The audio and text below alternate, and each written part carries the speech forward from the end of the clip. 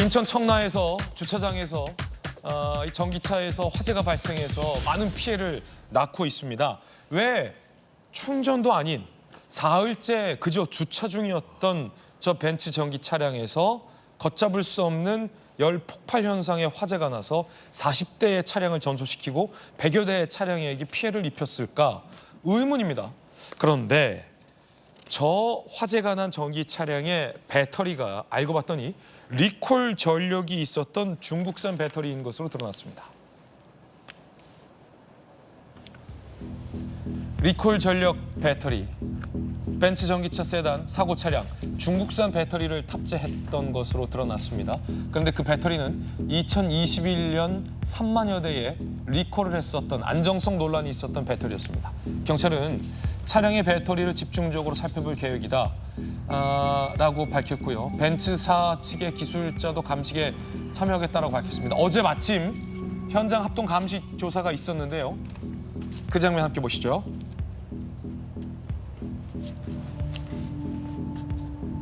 자, 이렇게 문제의 B사 벤츠 차량을 지하 주차장 밖으로 드러내고 있는데 김광삼 변호사님, 지금 굉장히 처참하게 완전히 폭발을 해 있고요.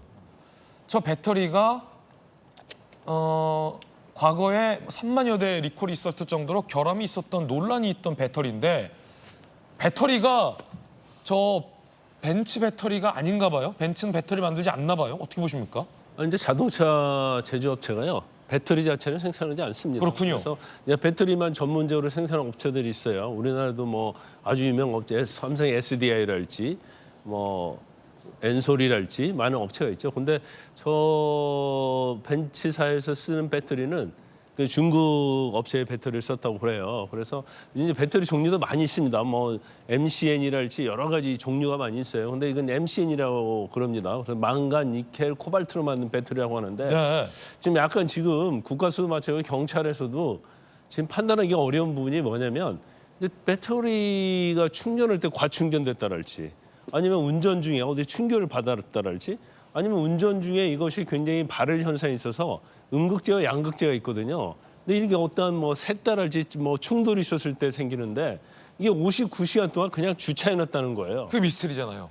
그러면 결과적으로 저것이 과연 배터리에서 발화가 된 건지 네. 아니면 다른 문제가 있는가 봐야 하는데 사실은 배터리 말고는 다른 기관에서는 발화돼서 이게 문제될 여지는 없거든요. 그래서 현재 이제 우리가 완전히 전 세계적으로 전기차가 진화 중이거든요. 네. 근데 그중에 제일 중요한 부분이 배터리인데 배터리가 지금 완벽하지는 않아요. 그래서 여러 가지 뭐 종류별로 문제점이 있고 더군다나 저게 아마 베이징 자동차 업체에서도 저 배터리를 썼는데 3만 대 정도 리콜이 나왔다는 거면 저 배터리에 구조적인 어떤 문제점이 있었던 게 아닌가. 그래서 아마 이제 국가수에서도 감정을 할 건데 제가 볼 때는 뭐 명확한 결론은 나오기가 쉽지 않을 것이다. 그래요? 그러면 과연 앞으로도 이제 저런 것들이 반복을 될 가능성도 어느 정도 있다고 보거든요. 네. 그러면 어떻게 할 것인가? 저게 이제 배터리 업체뿐만 아니라 자동차 제조업체에 이제 엄청난 숙제를 남겨준 겁니다. 자, 이게 법적인 문제, 보상 문제와도 중요하게 연관이 돼 있다는 지적이 있습니다. 조기현 변호사님 나오셨는데요. 이 다른 피해를 입은 차들, 40대 전수된 차량뿐 아니라 100여 대의 차량이 피해를 입었잖아요. 피해받은 차들은 각자가 개입해 놓은 자차 보험으로 차량을 수리할 것을 권고하라고 나왔다고 해요.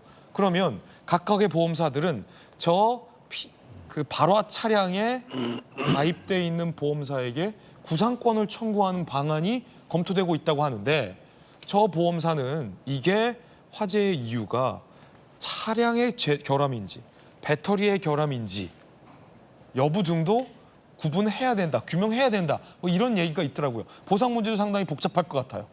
그렇죠. 결국에 이 피해 차량들의 보험사들이 지금 화재 차량의 보험사를 상대로 구상권 청구를 하게 되면 발생 원인이 문제가 될 겁니다. 네. 우리 법상에 이제 제조물 책임 법상에 원래 화재 발화 차량에서 피해가 확대됐기 때문에 제조물 책임법이 적용이 되는데 이 원인 관계 규명이 쉽지가 않습니다. 지금까지 간혹 있었던 전기차 화재 사건 내지 또 전기차의 배터리 하자를 상대 문제로 한 손해배상 소송에서 하자에 대한 입증이 쉽지가 않아서 패소한 경우들이 많이 나오고 있거든요. 그렇군요. 이번 사건도 역시 지금 배터리의 문제인지 자동차와 배터리의 어떤 전기 장치 간의 결합의 문제인지를 결국에 국과수에서 검증을 할 텐데 과연 원인 규명이 명쾌하게 나올지 모르겠습니다. 지금 전 세계적으로도 보면 전기차의 화재 사건이 계속 나오고는 있는데 명확하게 원인 규명이 잘 되지 않고 있거든요. 예.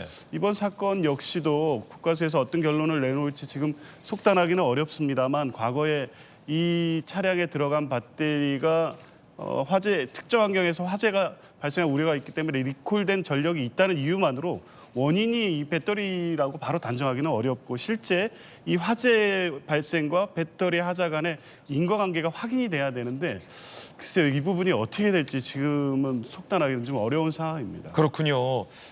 화면에서 나오듯 피해가 굉장히 막심했습니다. 그 아파트 해당 동도 피해를 입었고요. 그 가운데 미담도 등장하고 있다는데 어떤 미담일지 함께 보시죠.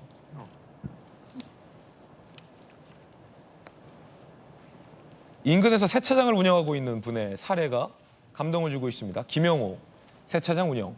다른 세차장에서 화재 피해라는 이유로 80만 원을 달라고 했다라는 세차비 말을 듣고 무료 세차하기로 결정을 했답니다. 이틀 매출 600만 원을 포기하고 세차 봉사에 나선 인근 세차장 사장님도 나왔습니다. 순댓국집을 운영하는 인근의 김도희 사장님. 휴무일이지만 직장인 친구 2명까지 불러 순댓국 300인분을 준비했다. 피해 아파트 주민 박 씨. 새삼 이웃의 정을 온몸으로 느꼈다. 복구 작업이 끝나면 주민들도 잊지 않고 보답할 생각이다. 라는 훈훈한 미담도 나오고 있습니다.